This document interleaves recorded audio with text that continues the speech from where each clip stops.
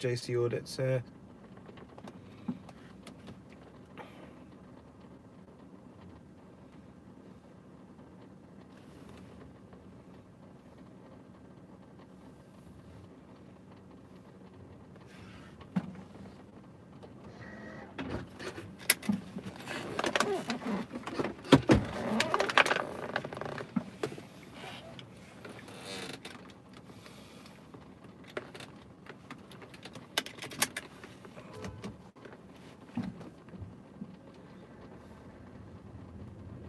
So, crowd to my left, crowd to my right, some in with military medals, police presence to my right.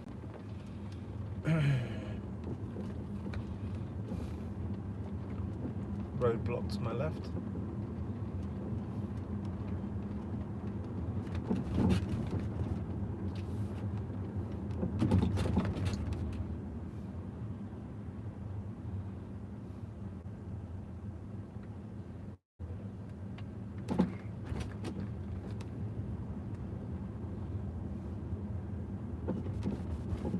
Loading.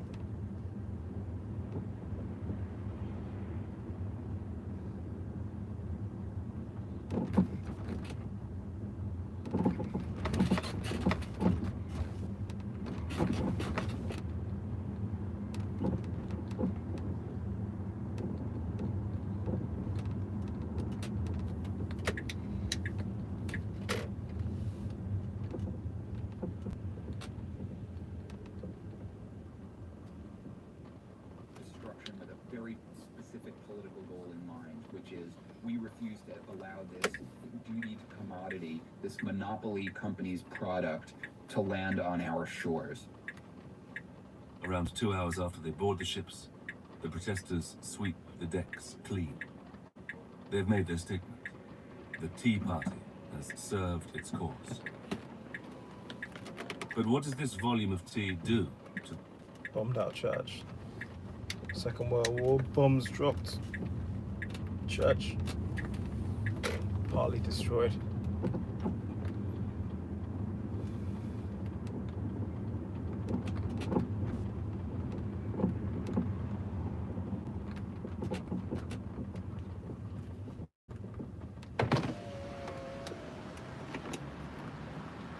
Harbour at Griffin Wharf. There's some evidence of tea washing on shore in the days to come. It obviously did make something of a mess, but the ocean is big, and eventually, people joked at the monopoly companies.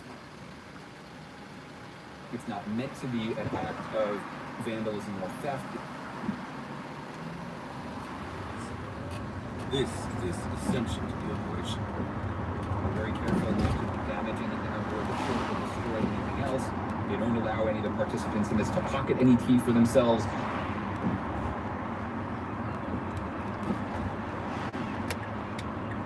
Valuable commodity are obliterated. These tea leaves could have made upwards of 18 million cups of tea. And in today's money, it's worth well over $1 million.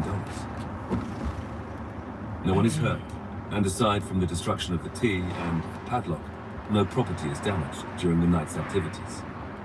This is essential to the operation. They're very careful not to damage anything on board the ship or destroy anything else. They don't allow any of the participants in this to pocket any tea for themselves. It's not meant to be an act of vandalism or...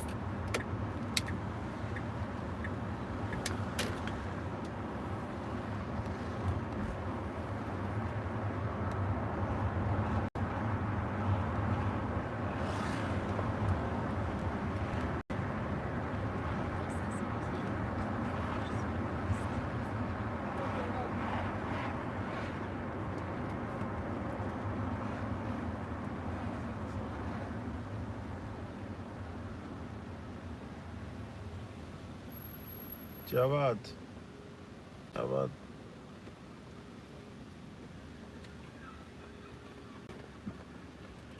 Shout out to Jawad. Welcome.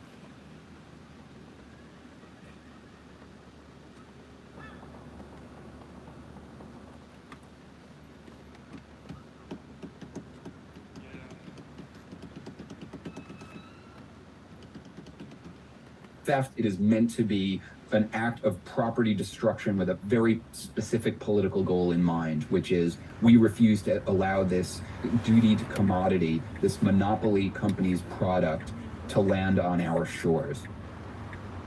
Around 2 hours after they board the ships, the protesters sweep the decks clean. They've made their statement. The Tea Party has served its cause. But what does this volume of tea do to the harbor at Griffin Wharf? There's some evidence of tea washing on shore in the days to come. It obviously did make something of a mess, but the ocean is big, and eventually, people joked at the time that this was a big cup of tea for the fish to drink, et cetera, et cetera. So I guess you had a bunch of caffeinated fish out there in the harbor for months afterwards. But yeah, I mean, it was a sight, to be sure, to see all these brown leaves mixing with the water, this icy water in December. The tea leaves are eventually diluted by the mass of the sea, but the symbolism of the rebellion is not so easily washed away. After the excitement of the evening's activities calms down, people start to wonder about the legal implications and what will become of the protesters. If the governor had been so inclined and had had the support of his council, which he doesn't necessarily, but he could have ordered troops to somehow put a stop to it, but they allow it to play out because they didn't want to create another violent clash like the Boston Massacre. The admiral in the harbor, all he can do the next day is kind of shake his head and be like, these people are mad. That's really all they can do. And then everyone's just going to wait and see what Parliament is going to do about this. Thanks to their costumes, only one of the Tea Party culprits, Francis Akeley, is arrested and imprisoned. However, this doesn't mean that the saboteurs' identities are necessarily secret.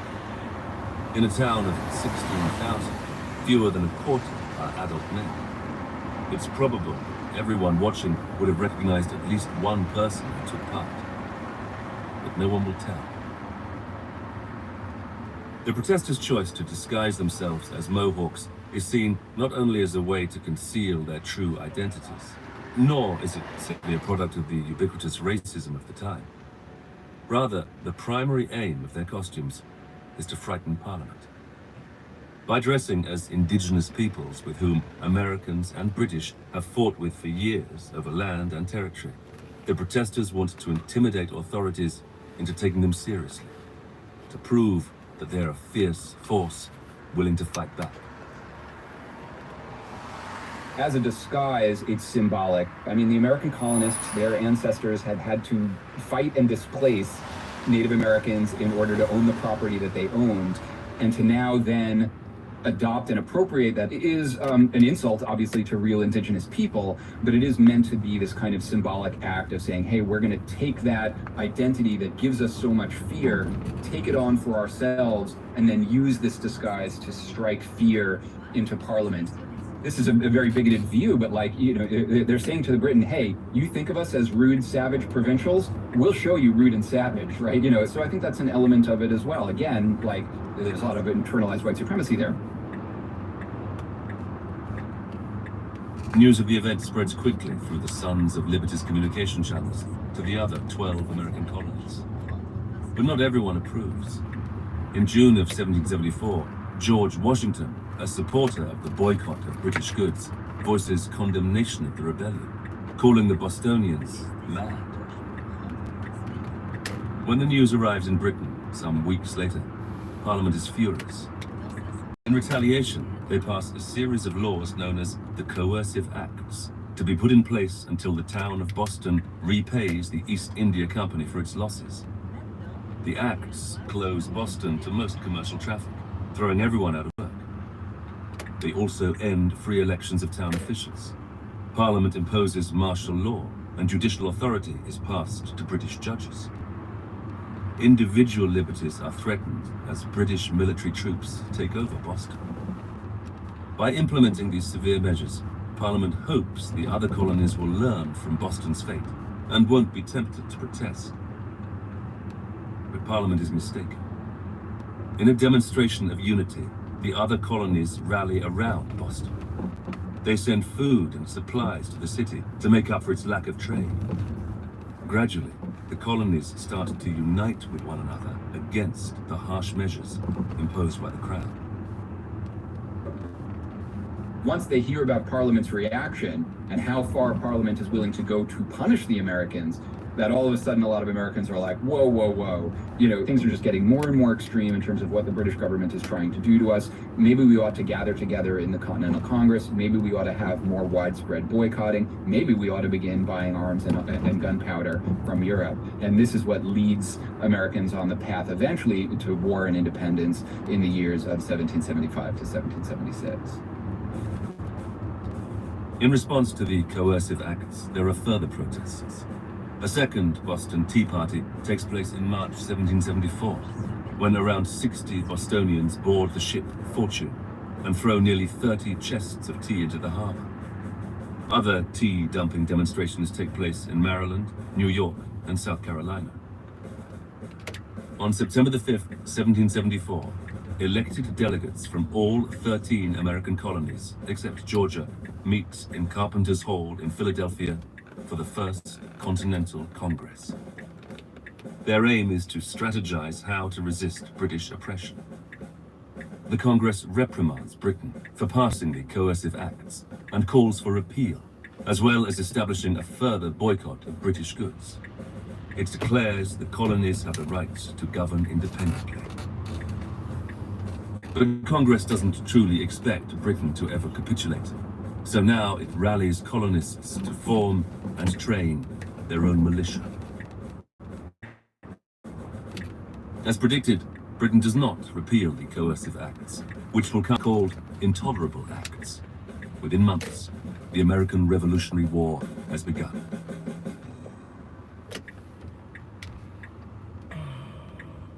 Still, historians are divided on whether this colossal act of vandalism and its knock-on effects were necessary to drive Americans towards cooperation and independence. Maybe the American colonies could have followed a path more like Canada's, gaining independence gradually, without a bloody, years-long civil war. But many believe that if it wasn't for the catalyst of the Boston Tea Party, tensions would have come to a head in another way. One myth that needs busting about the Boston Tea Party is the assumption that Americans only became a nation because they considered tea. Guys, I might come back on later, okay? See you in a bit.